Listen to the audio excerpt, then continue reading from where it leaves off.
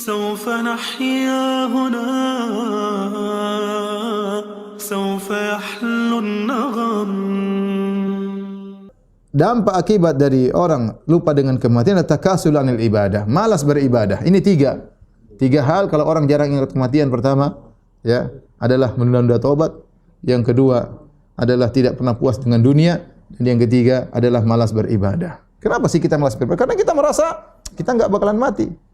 Ya, nanti aja ibadahnya, nanti aja ibadah. Tapi kalau kita merasa bahwasanya kita tidak tahu kapan kita akan dipanggil oleh Allah, kita senantiasa untuk semangat beribadah. Oleh karenanya para muslim yang dirahmati Allah Subhanahu wa taala, kita ini sekarang hidup di zaman yang buat kita lalai dari kematian. Tontonan-tontonan, kesibukan dunia yang kita kerjakan, rencana-rencana tentang pengembangan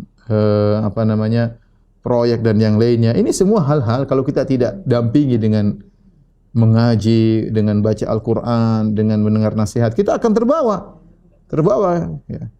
Terus semangat untuk mencari dunia, malas untuk beribadah dan yang lainnya.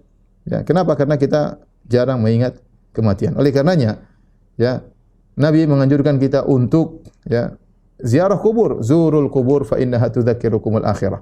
Ziarahi kuburan. Ya, maka kita harus ada waktu ziarah kuburan. Masuk dalam ya areal pekuburan, berdiri, kemudian mengucapkan doa kepada para penghuni kubur. Lihatlah orang-orang di bawah kuburan. Mereka dulu semasa hidupnya mereka berpacu, kemudian mereka bersaing dalam perbanyak harta, mereka bersaing dalam meraih jabatan, mereka berbagai macam yang telah mereka lakukan, ujungnya mereka dalam kubur. Kita sekarang masih hidup, kita pun nanti akan seperti mereka. Tatkala seorang sering ziarah kubur dan mengingat kematian, maka dia lebih menahan diri. Dia merasa lebih cukup dengan apa yang dia telah miliki, dan dia akan lebih semangat untuk beribadah kepada Allah Subhanahu wa taala. Kalau dia bersalah, dia takut, maka dia segera bertobat. Dia tidak tunda taubat sampai besok.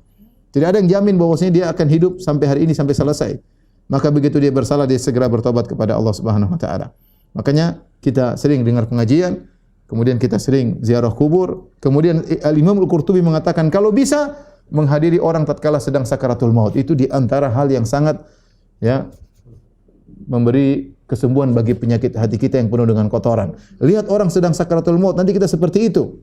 Hanya saja Nabi menyuruh ziarah kubur karena untuk melihat orang sakaratul maut enggak gampang, tapi kalau kita bisa bertemu dengan orang dalam kondisi sakaratul maut, kita lihat bagaimana kondisinya, maka itu sangat mempengaruhi ya iman kita sehingga kita ingat dengan kematian.